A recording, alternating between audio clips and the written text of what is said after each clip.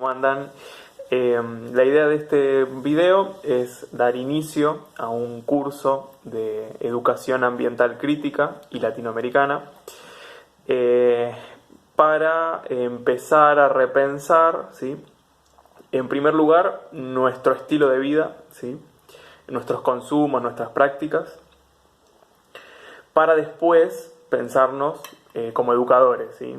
Cómo eso lo podemos, este estilo de vida que queremos recuperar o inventar, ¿sí? Eh, cómo podemos transmitírselos a los niños o a los jóvenes con los que trabajemos en los diferentes espacios educativos.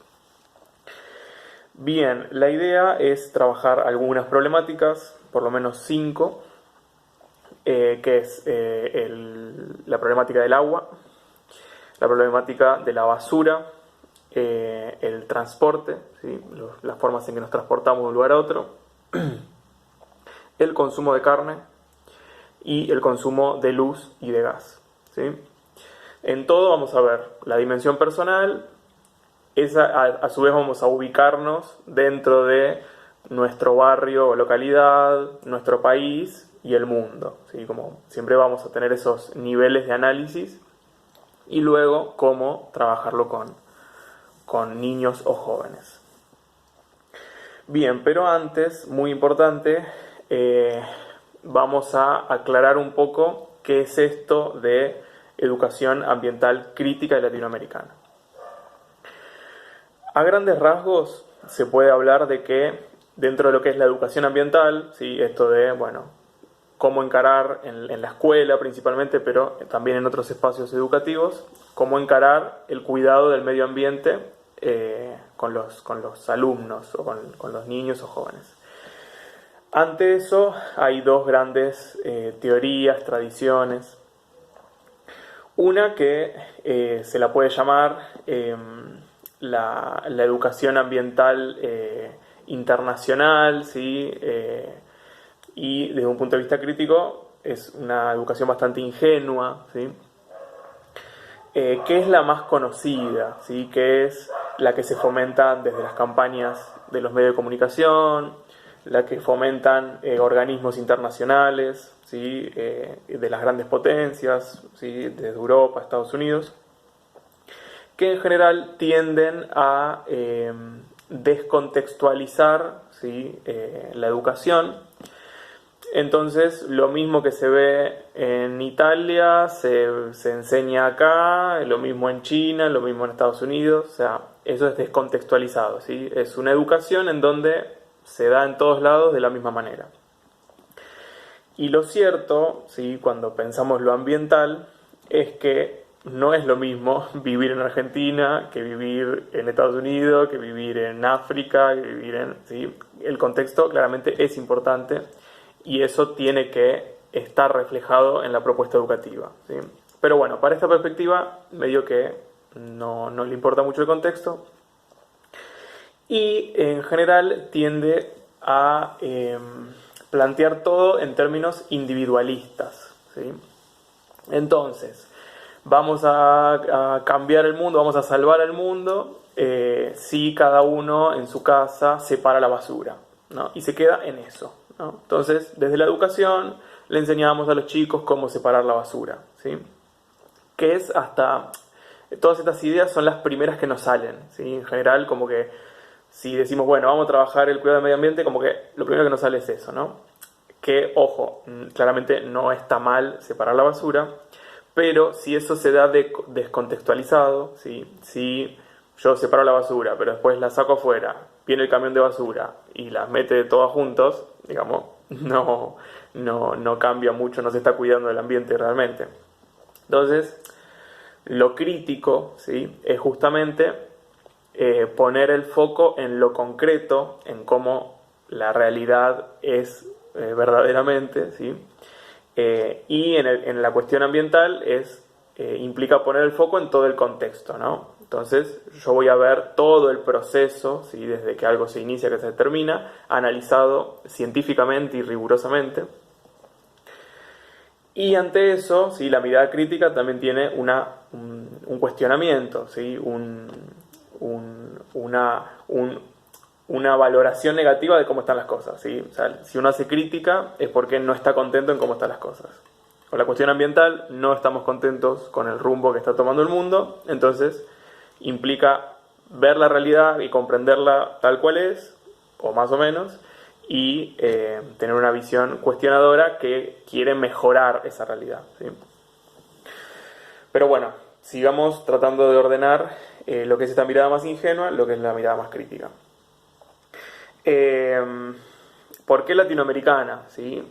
De vuelta, no es lo mismo estar en Latinoamérica que estar en Europa, ¿sí? O Estados Unidos. ¿Y por qué nombro especialmente estos subcontinentes o países? O continentes. Porque si uno ve el grado o el nivel de contaminación de determinados países, hoy en día los que más contaminan son Estados Unidos, China y Europa, ¿sí? O sea, la contaminación de Argentina, salvo en lo que es deforestación y vamos a ver con la cuestión de la ganadería, aún así sigue siendo muy poca la contaminación de nuestro país, Argentina, a lo que es el mundo. Entonces, hay que saber poner las responsabilidades en donde están, ¿sí? Hay que saber decir, los principales responsables de la contaminación son estos países, determinadas empresas, ¿sí? 100 empresas, las 100 más grandes empresas de petróleo y otras, son las que generan el 70% de la contaminación con dióxido de carbono, digamos. Entonces, digamos, hay que ubicar las cosas en su lugar. Lo que no quita es que el aporte de cada uno y el aporte de nuestro país no sea importante, ¿sí? Y no haya que hacer bien las cosas, ¿sí? Por más que lo nuestro sea poquito. Pero bueno, es un grano de arena que a la larga suma y puede llegar a contagiar a otras personas, a otros países, ¿sí? Eso es la intención. Entonces, un poco ya pasando más a la ambiental crítica, ¿sí? A la educación ambiental crítica y latinoamericana, siguiendo siendo la comparación, se habla en la perspectiva que va a tener este curso, ¿sí? De una ecología con justicia social. ¿Qué quiere decir esto? Que no nos va a importar solamente cuidar la naturaleza, ¿sí? Y solamente así, sin importar las personas. No, nosotros, como nos dice el Papa Francisco, necesitamos una mirada integral, ¿sí? Que integre la naturaleza con la humanidad, ¿sí? Que al fin y al cabo somos todo parte de lo mismo. Entonces, la justicia social, ¿sí? Piensa principalmente en los más pobres, ¿sí? En los que más sufren el cambio climático, los que más sufren las inundaciones, los que más sufren el aumento de la temperatura, los que más sufren las lluvias excesivas, las sequías y esos cambios que se dan, digamos. Pensar en los más pobres es un requisito de esta mirada latinoamericana. Pensar en Latinoamérica como un continente pobre, pero a su vez dentro de cada sociedad poner el foco en los excluidos, los marginados, los que más sufren, ¿sí? Esa es la prioridad de esta perspectiva. Que es también la población con la que trabajamos, ¿no? En general es un poco así.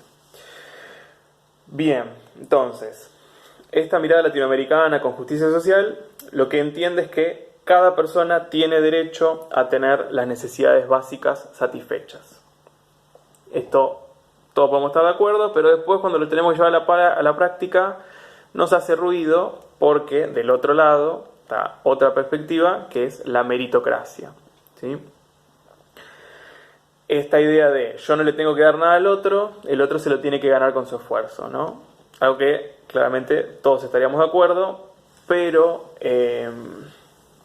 no es coherente con la idea de dignidad de persona, ¿sí? Todas las personas, sin hacer ningún esfuerzo, tienen que tener un alimento asegurado, ¿sí? Una casa que no se le caiga a pedazos, ¿sí? Que no se le inunde todo el tiempo, una casa con luz, gas, cloacas, digamos. Todos esos son derechos básicos. No es que la persona se lo tiene que merecer por ser capaz, apto, inteligente o lo que sea, ¿no? Entonces ahí ya hay una diferencia de perspectivas que tiene consecuencias también en la educación. Otro punto importante es que esta perspectiva fomenta un estilo de vida no consumista, ¿sí? En donde lo que se produce es exclusivamente para satisfacer las necesidades reales de las personas. Claramente no estamos en esta sociedad. La contra, ¿sí? O la lógica que en general se tiene es que se produce o todo se hace solamente para ganar plata. Lo único que importa es la plata, la plata, la plata. Entonces hacemos mierda a la naturaleza porque solamente buscamos ganar plata, ¿sí? Entonces, contra eso hay que ir y hay que pensar una sociedad y hábitos no consumistas, ¿sí? Bien, por último, un tema mucho más complicado, pero que también hay que entenderlo, es el tema de la propiedad privada, ¿no? Desde la mirada crítica latinoamericana se cuestiona como un valor absoluto la propiedad privada. ¿Qué quiere decir esto? Significa que yo no puedo ser dueño de, no sé, un 10% de las tierras del país, ¿no? Que hay gente que tiene ese nivel de riqueza. O yo no puedo comprarme un lago y que el lago sea mío y que nadie pueda entrar a ver ese lago hermoso, ¿sí? Como pasa en el sur, ¿no? Entonces, se le tiene que poner un límite a la propiedad privada, o directamente eliminarla, plantean algunos, pero bueno, por lo menos limitarla a el bien común, ¿sí? Bueno, nadie puede ser dueño del agua, que es de todos, ¿sí? Nadie puede ser dueño de los alimentos que necesitamos para vivir, ¿sí? Entonces, la cuestión de la propiedad privada muchas veces choca con los derechos de las personas. Entonces ahí hay toda una discusión que hay que hacer. Bien, ya para cerrarlo, bueno, quiero que me quede muy largo. En cuanto a lo educativo, ¿sí? También hay diferencias en esta perspectiva más ingenua, internacional, y la perspectiva más crítica y latinoamericana. Desde la mirada más ingenua, en general se trata la cuestión ambiental solo en ciencias naturales, ¿sí? En la escuela o cuando por fuera se piensa encarar el tema ambiental, solo se lo ve desde las ciencias naturales. Y eso no está mal, pero es pobre, digamos, o miserable, en el sentido de que se puede hacer una mirada mucho más rica si uno incluye otras perspectivas. Que sí lo hace la mirada crítica, que incluye una mirada multidisciplinar, ¿sí? Especialmente incluye a las ciencias sociales, pero puede incluir otros puntos de vista, como puede ser el punto de vista religioso, puede ser el punto de vista filosófico, puede ser el punto de vista cultural de las tradiciones de los pueblos originarios, ¿sí? Otras miradas que no son solo de las ciencias naturales, ¿sí? Que es un poco la idea de trabajarlo en este curso, ¿sí? Mirarlo desde muchas disciplinas, ¿sí? Cuanto más puntos de vista se sumen, mejor. Y sobre todo incorporar la mirada económica, política, que esa es como una de las más importantes. Bien, por último, yo quería terminar siempre con alguna bajada más a cuestiones prácticas. Se me ocurrieron algunas frases, ¿sí? Que se pueden incorporar en la dinámica cotidiana, con los niños sobre todo, pero también con jóvenes, en la que, bueno, cómo llevar este mensaje que es tan complejo y tan teórico, cómo bajarlo a los chicos, ¿no? Bueno, una frase que se le puede decir, ¿sí? Alguien que trabaja con esos chicos que generan muchos problemas en general. Aunque te portes mal, no te vamos a dejar sin comer porque es tu derecho, ¿no? Entonces, ahí ya le estamos marcando al chico, te está portando mal, aún así no te voy a sacar la comida, ¿sí? Porque es un derecho de la persona alimentarse. Y le estamos inculcando que él se merece ese derecho por ser persona, ¿sí? Como todos, ¿no? En ese trato, igual para todos. Obviamente se le puede decir, bueno, está bien, entonces vas a quedarte acá sentado, reflexionando, pensando. O sea, obviamente se pueden usar otras medidas, ¿no? Pero la comida es algo que no se le niega a un chico. Otra situación, chicos peleándose por no querer compartir por ejemplo, el celular, ¿no? Que lo traen el celular y están ahí jugando con el celular. Ahí el docente o el educador puede cuestionar, como, ¿realmente necesitan eso para jugar y pasarla bien? O sea, ¿es necesario esto? ¿No? Como sembrar la duda, ¿no? Y repensar, bueno, nuestras actitudes consumistas, como para divertirme necesito esto, bueno, repensémoslo, ¿no? ¿Necesitamos esto para pasarla bien? ¿No podemos pasarla bien de otra manera? ¿No? Preguntas. Otra situación, o la misma, en donde empiezan a, no sé, romper los libros de la biblioteca, ¿no? Bueno, entonces, ahí el educador puede decir, en este espacio las cosas son de todos. Las tenemos que cuidar para que después otros puedan usarlas, ¿sí? Sacarle a ese chico, ¿sí? El que es más común en los niños, ese egocentrismo que se tiene, ¿no? De empezar a pensar, bueno, existen otros, y después de vos van a venir otros que también se merecen usar estos recursos, usar estos libros, entonces, ir generando la conciencia en los niños. Bien, con esto terminamos por hoy.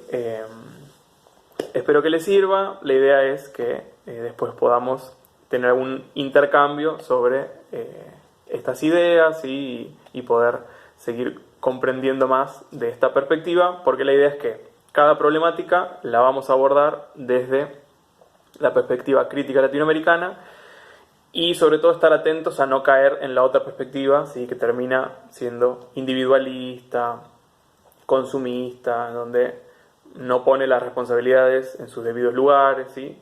Entonces, tener presente las dos para inclinarnos por una si es que consideramos que es mejor así.